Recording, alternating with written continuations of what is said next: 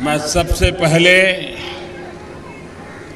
वर्तमान में गोवा में जो सरकार है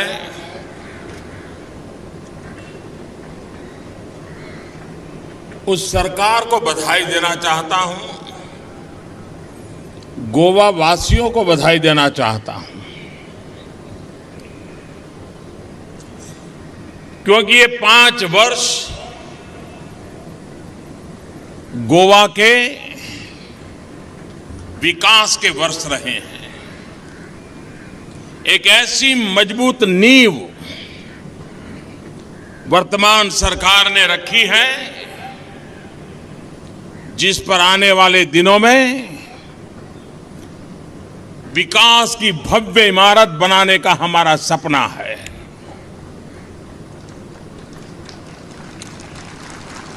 कुछ महीने पहले एक मैगजीन ने पूरे देश का सर्वे किया और उन्होंने पाया कि हिंदुस्तान में जितने भी छोटे राज्य हैं उन छोटे राज्यों में चमकता हुआ कोई सितारा है तो गोवा प्रदेश है। चाहे शिक्षा का मामला हो, सोशल इंफ्रास्ट्रक्चर की पहल हो, इंफ्रास्ट्रक्चर के काम हो, गोवा सरकार ने हिंदुस्तान के सिर्फ छोटे नहीं बड़े बड़े राज्यों को भी सबक सीखने के लिए प्रेरित किया है। ये काम गोवा ने करके दिखाया।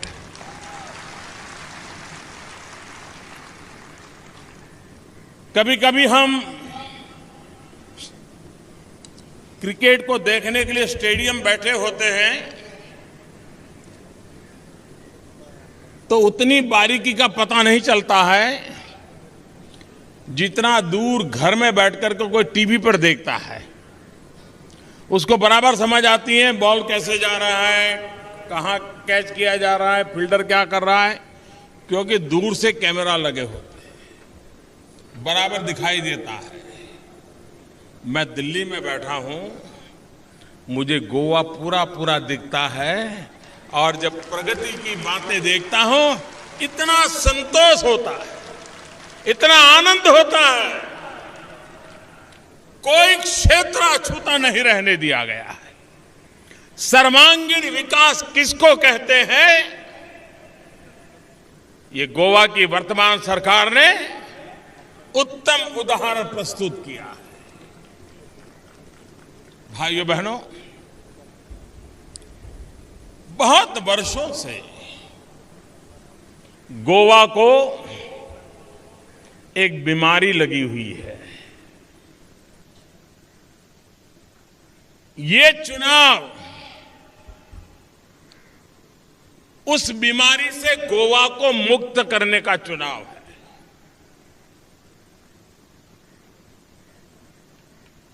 कौन सी बीमारी है? सबसे बड़ी बीमारी है अस्थिरता। अस्थिरता ने राजनीतिक उठापटक ने, राजनीतिक खरीद बिक्री ने गोवा की सारी बातों को पीछे रख दिया। आप कल्पना कर सकते हैं, जरा याद करें पुराने लोग, 90 से 2000 का कालखंड, 10 साल में गोवा ने 1 डजन से ज्यादा मुख्यमंत्री देखे थे। 10 साल में 1 डजन से ज्यादा मुख्यमंत्री, 10 साल में ज्यादा से ज्यादा 2 हो सकते हैं। जब भी चाहो सरकार इसी बात में व्यस्त थी कि अगला शपथ समारोह कब होगा,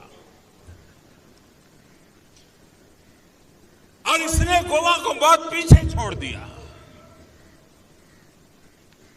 और कांग्रेस को अस्थिरता बड़ी सूट कर जाती थी,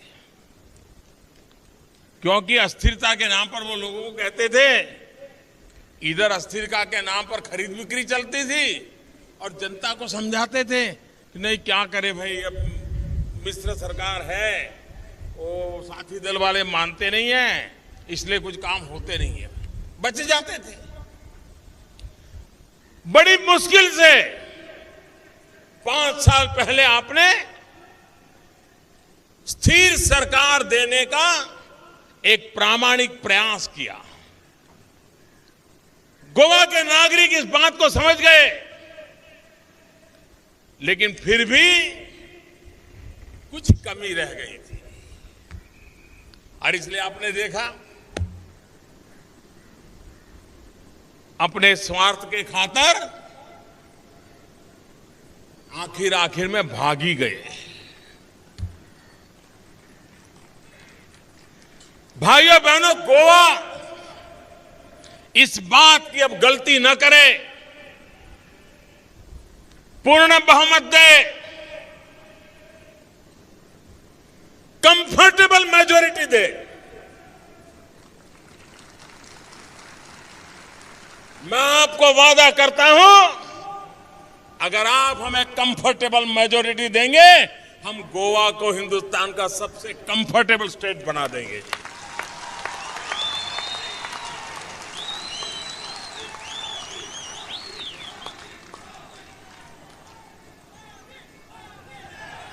आज पूरे देश में केंद्र में जो सरकार है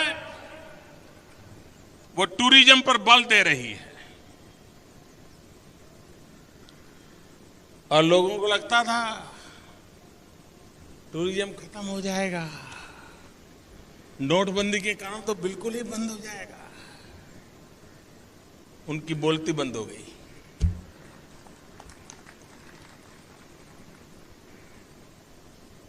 दिवाली के बाद भी टूरिज्म में बढ़ोतरी होती गई। आप मुझे बताइए, हिंदुस्तान में टूरिज्म बढ़ता है, हिंदुस्तान में विदेश के टूरिस्ट आते हैं, सबसे ज्यादा लाभ किसको मिलता है? जरा बोलिए ना, किसको लाभ मिलता है? दुनिया भर के टूरिस्ट कहां आना पसंद करते हैं? ये इसलिए संभव है क्योंकि गोवा की हमारी सरकार ने टूरिज्म को केंद्र में रखते हुए इंफ्रास्ट्रक्चर का निर्माण किया है और दिल्ली की भारत सरकार ने वीजा नियमों में ऐसा बदलाव किया है कि बहुत आसानी से टूरिस्टों को आने की सुविधा हो गई। अनेक देशों को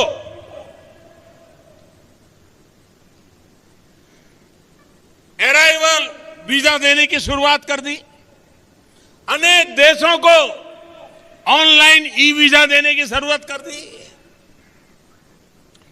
टूरिस्ट को यह सुविधाएं अच्छी लगती है और इसका सीधा सीधा लाभ अगर किसी ने उठाया है तो गोवा की जनता ने, गोवा की सरकार ने उठाया है और आने वाले दिनों में भी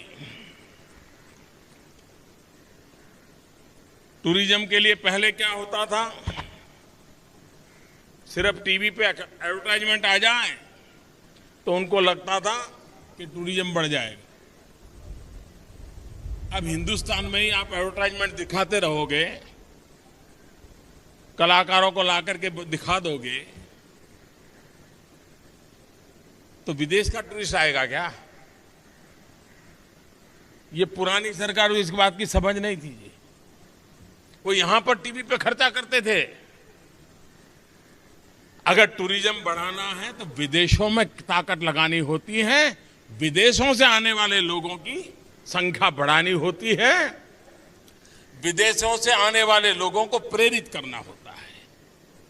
हमने हमारा पूरा फोकस सरकार की इस नीति को बदल दिया और टूरिस्ट कैसे ज्यादा आए, विदेश के टूरिस्ट कैसे आए, उस पर बल दिया और राज्यों को प्रेरित किया कि जो आए वो ज्यादा दिन रुके कैसे, इसके लिए आप काम करो।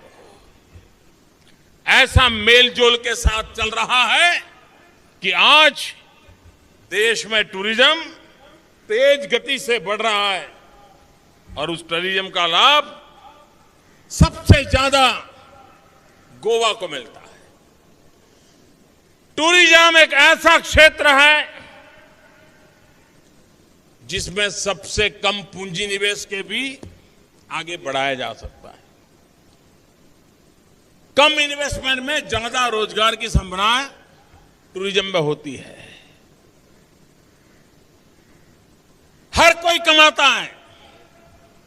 रिक्शा वाला कमाएगा, गेस्ट हाउस वाला कमाएगा, नाउवा वाला कमाएगा, टूरिस्ट गाइड कमाएगा, चाय बेचने वाला कमाएगा, बिस्किट बेचने वाला कमाएगा, चने ममरे बेचने वाला कमाएगा, गरीब से गरीब आदमी कमाता है। और इसलिए गोवा के आर्थिक उन्नति के लिए सबसे ज्यादा लोगों को रोजगार देने के लिए हम टूरिज्म को बढ़ावा देने की दिशा में राज्य सरकार के साथ कंधे से कंधा मिलाकर के हम प्रयास कर रहे हैं। व्यवस्था के लिए ब्रिज बनना बहुत स्वाभाविक बात है, लेकिन क्या कारण है कि 10 साल दिल्ली में ऐसी सरकार बैठी थी कि जिसको गोवा में एक भी ब्रिज बनाने में रुचि नहीं थी, रोड़े अटकाने में लगे हुए थे। अगर गोवा में उपयुक्त इंफ्रास्ट्रक्चर नहीं होगा, छोटे सा राज्य सिकुड़ करके रह जाएगा, विकास की संभावनाएं धीरे धीरे कम हो जाएगी। लोगों को यहां से हट करके कहीं कर्नाटक, कहीं महाराष्ट्र जाने के लिए मजबूर होना पड़ेगा। अगर ये रिवर्स ट्रेन चालू हो गया तो गोवा के भाग्य का होगा, क्या होगा? इन बातों को ध्यान में रखते हुए हमने ब्रिज को भी प्राथमिकता दी और हमने ये भी तय किया कि और शहर में जो ब्रिज बनते हैं और राज्य में जो ब्रिज बनते हैं वे, और गोवा में जो ब्रिज बने वो, उसमें आसमान जमीन का अंतर होना चाहिए। यहां हर चीज ऐसी बननी चाहिए जो टूरिस्ट के लिए आइकॉनिक हो। यहां सिंपल चीजें नहीं चल सकती, क्योंकि हमें टूरिज्म को बढ़ावा देना है। और इसलिए जुवारी पुल करीब करीब 1000 करोड़ का लागत, और 1000 करोड़ की लागत से एक ऐसा अद्भुत ब्रिज बनाने का काम चल रहा है जो पूरा गोवा के लिए एक नया आइकॉनिक नजराना जुड़ जाएगा। टूरिस्ट के लिए आकर्षण का केंद्र बनेगा, गोवा वासियों के लिए सुविधा का आधार बन जाएगा। भाइयों बहनों, मैं आज गर्व से कह सकता हूं, पिछले 50 वर्ष की सब सरकारों ने, केंद्र सरकारों ने 50 साल में जितनी मदद की है उससे ज्यादा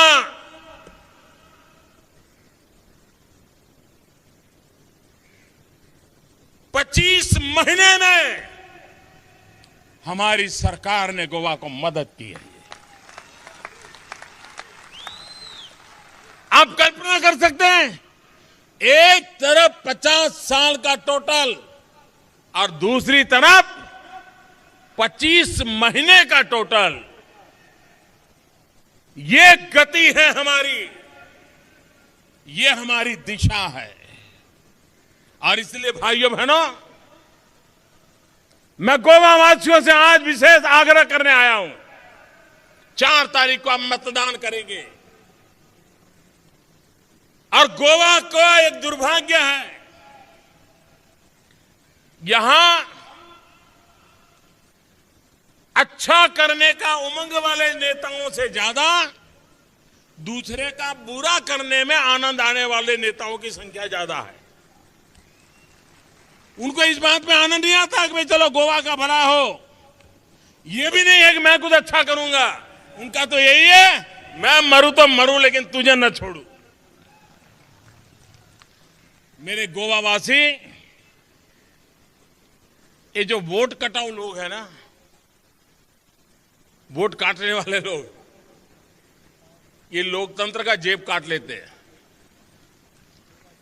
ये लोकतंत्र के जेब कतरे हैं, और लोकतंत्र के जो जेब कतरे होते हैं वो किसी के लिए भला नहीं चाहते हैं। वो सिर्फ वोट काट काट करके लोकतंत्र की जेब काट लेते हैं और लोकतंत्र को नीचा दिखाने का, लोकतंत्र को वीक करने का प्रयास करते हैं। कभी कभी ऐसा भी होता है, कुछ लोग, जैसे 1 तारीख को बजट आने वाला है भारत सरकार का, कुछ पार्टियां अभी से बैठी हैं, कुछ इकोनॉमिस्ट को बुला रहे हैं, कुछ लिखने पढ़ने वालों को बुला रहे हैं और अभी से ड्राफ्ट बना रहे हैं कि 1 तारीख को भारत सरकार का बजट आएगा। अभी तो बजट आया नहीं है, बजट में क्या आने वाला है उनको पता नहीं है, लेकिन अभी से ड्राफ्ट बना रहे हैं कि जैसे ही बजट पूरा हो हम ऐसा कैसा हमला कर दें ताकि गोवा में भी मैसेज चला जाए, पंजाब में भी मैसेज चला जाए, उत्तर प्रदेश भी मैसेज चला जाए, उत्तराखंड मैसेज चला जाए, मणिपुर मैसेज चला जाए। उसके लिए कागज पर अभी से ड्राफ्टिंग कर रहे हैं।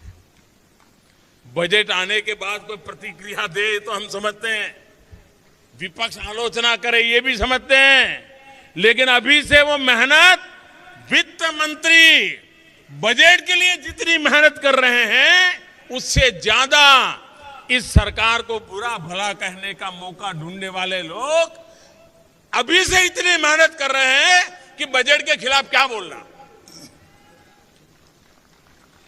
ये लोकतंत्र के लिए अच्छी सोच नहीं है। कुछ लोग,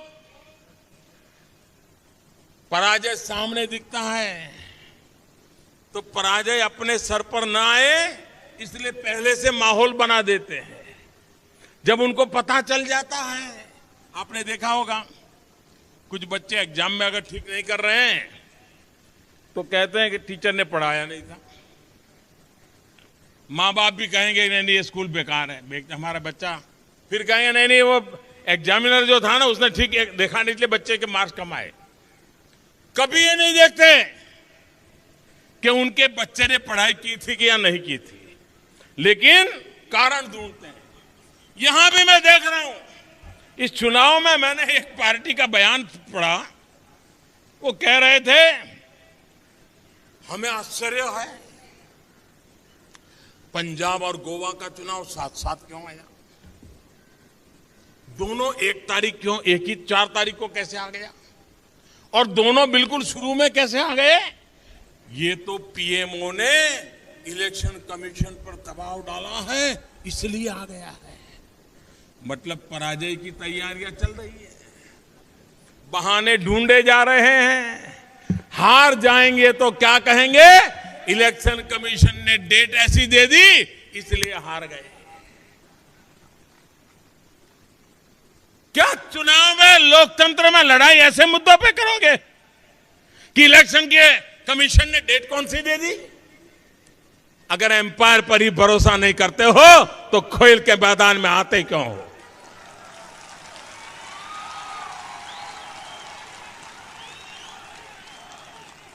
लोकतंत्र है, हमें व्यवस्थाओं को स्वीकार करना होता है, व्यवस्थाओं के प्रति आस्था बढ़ानी होती है।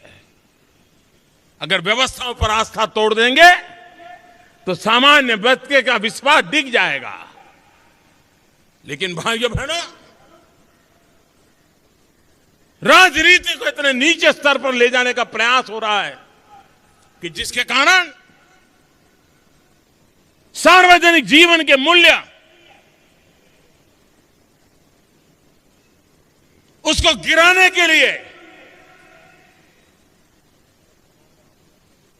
कुछ लोगों को गौरव महसूस हो रहा है। भाइयों बहनों, आप मुझे बताइए, हिंदुस्तान की जनता समझदार है कि नहीं है? मुझे बताइए, समझदार है कि नहीं है? समझदार है कि नहीं है? सबके सब चुनाव में देश के हर कोने में कांग्रेस की विदाई क्यों हो रही है भाई? पिटाई क्यों हो रही है? समझदार है कि नहीं लोग? जो समझ हिंदुस्तान के हर नागरिक को है, उससे ज्यादा समझ गोवा के नागरिकों को है।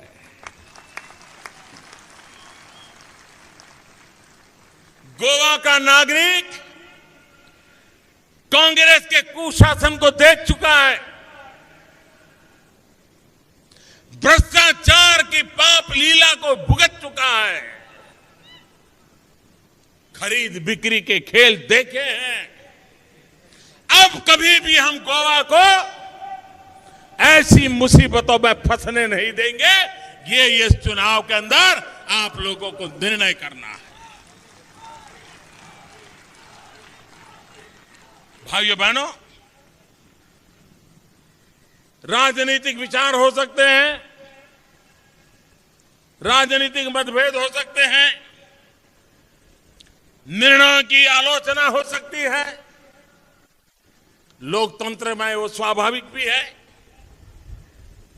लेकिन भाइयों बहनों, पीड़ा तब होती है जब राजनीतिक नेता, राजनीतिक दल विकास के मुद्दे पर चर्चा करने से भागते हो।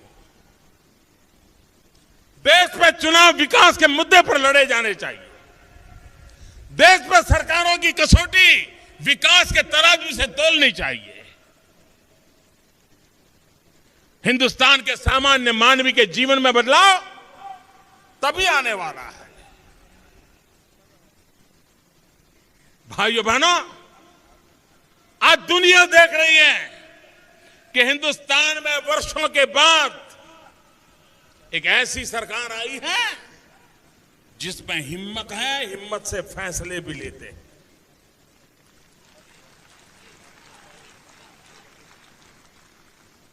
आप मुझे बताइए, पूरी दुनिया में मैं आपसे जवाब चाहता हूं, आज पूरी दुनिया में हिंदुस्तान का जय जयकार हो रहा है कि नहीं हो रहा है? हिंदुस्तान का जय जयकार हो रहा है कि नहीं हो रहा है? अमेरिका में हो रहा है कि नहीं हो रहा है? जापान में हो रहा है कि नहीं हो रहा है? चीन में हो रहा है कि नहीं हो रहा है? श्रीलंका में हो रहा है कि नहीं हो रहा है? नेपाल में हो रहा है कि नहीं हो रहा है? भाइयों बहनों, ये जय जयकार क्यों हो रहा है? क्या कारण है? क्या कारण है जय जयकार हो रहा है? पूरी ताकत से बताइए, क्या कारण है जय जयकार हो रहा है? मोदी के कारण नहीं हो रहा है। ये जय जयकार हो रहा है 125 करोड़ हिंदुस्तान वासियों ने 30 साल के बाद पूर्ण बहुमत वाली सरकार चुनी।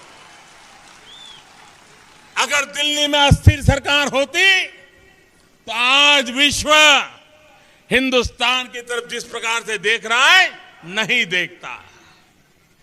क्या गोवा में भी कंफर्टेबल मेजॉरिटी के साथ स्थिर सरकार बननी चाहिए कि नहीं बननी चाहिए? बननी चाहिए कि नहीं बननी चाहिए? पूरे हिंदुस्तान में गोवा का डंका बजना चाहिए कि नहीं बजना चाहिए? हिंदुस्तान के हर कोने में गोवा का जय जयकार होना चाहिए कि नहीं होना चाहिए? और इसलिए भाइयों बहनों, मैं आज आपसे आग्रह करने आया हूं, पूर्ण बहुमत के साथ साथ मैं कंफर्टेबल मेजॉरिटी कहता हूं। आने वाले 5 साल में जो काम 50 साल में नहीं हो पाए, वो मुझे करके दिखाना है गोवा में, क्योंकि दुनिया भर से मैं टूरिस्टों को लाना चाहता हूं। विश्व भर में जो वातावरण बना है, वो मैं गोवा की झोली भरने के लिए लगाना चाहता हूं, और इसलिए मैं आपसे आग्रह करता हूं। भाइयों बहनों, समय की मेरी सीमा है। सूर्यास्त से पहले हेलीकॉप्टर को उड़ाना पड़ता है, और ये फिर फौज का हेलीकॉप्टर है, तो उनके नियमों का मुझे पालन करना पड़ता है। रक्षा मंत्री यहां बैठे हैं, मैं नियम तोड़ नहीं सकता हूं। लेकिन भाइयों बहनों, मैं गोवा का इस बात के लिए आभारी हूं कि देश को उन्होंने ऐसा मजबूत रक्षा मंत्री दिया है। आज पूरा विश्व सर्जिकल स्ट्राइक की चर्चा कर रहा है। अभी भी लोग स्टडी कर रहे हैं कैसे हुआ। बोले आपके जवान वहां कैसे पहुंच गए। मैंने कहा मैं जब लाहौर गया था, दिन में गया था, गाजे बाजे के साथ गया था, तो भी दुनिया चौंक गई थी कैसे पहुंच गया।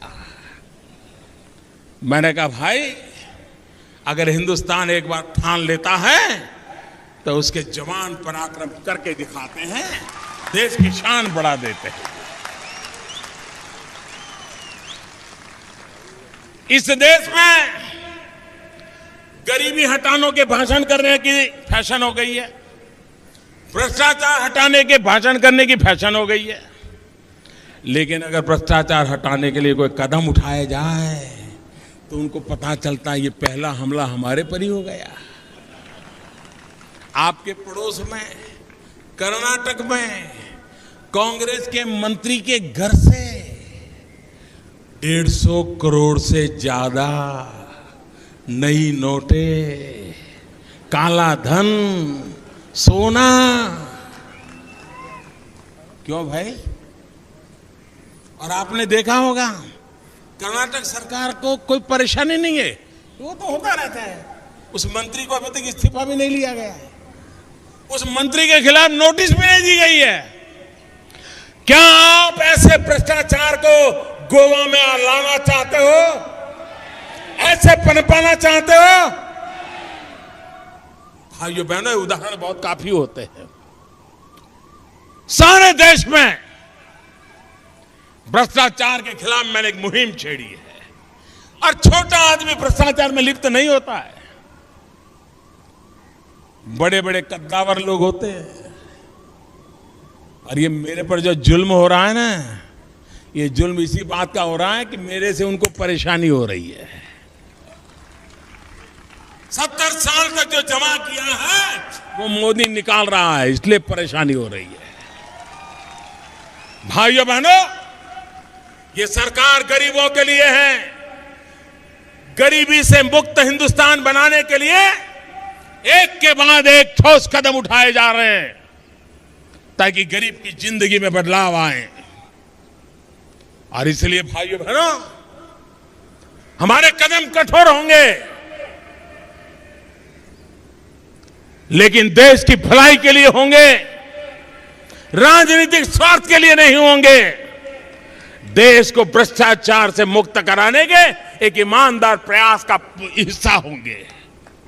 और इसलिए मैं आज गोवा वासियों से अनुरोध करने आया। 4 तारीख को मतदान है, सर्वाधिक मतदान हो, फिर एक बार गोवा को स्थिर सरकार मिले, कंफर्टेबल मेजॉरिटी के साथ भारतीय जनता पार्टी की सरकार बने, फिर एक बार कमल पूरी ताकत से खिले, और जैसे कमल खिले वैसे मेरा गोवा भी खिले।